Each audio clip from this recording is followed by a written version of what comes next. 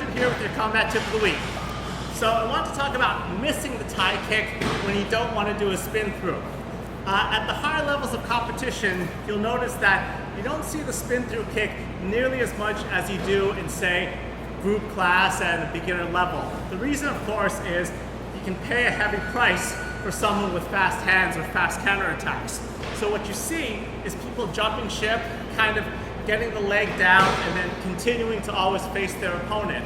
The spin kick is kind of for the odd, super committed kick, or your opponent is so fast he got out of the way extremely late, so you have no choice but to spin through.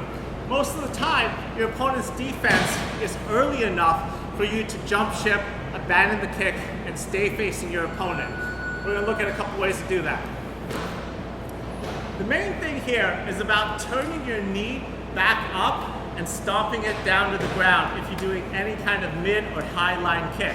What I mean is, after I see my opponent is about to get out of the way, I have to turn this so that I can square up my hips. Similar to when someone catches your kick, you immediately turn your toes up, except now you're stomping your foot to the ground and you might be in right lead for a second and just switch back to your orthodox.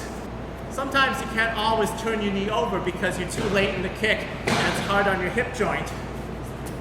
And that's when we just whip the kick down to our side and step off.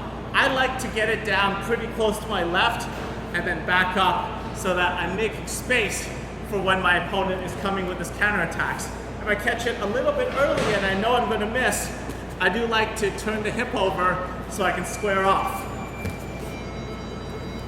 So there you have it, a couple ways of abandoning the kick without going to the spin through. For your combat tip of the week, this is Roy Wang here at Combat Arts. Hope you enjoyed this combat tip of the week.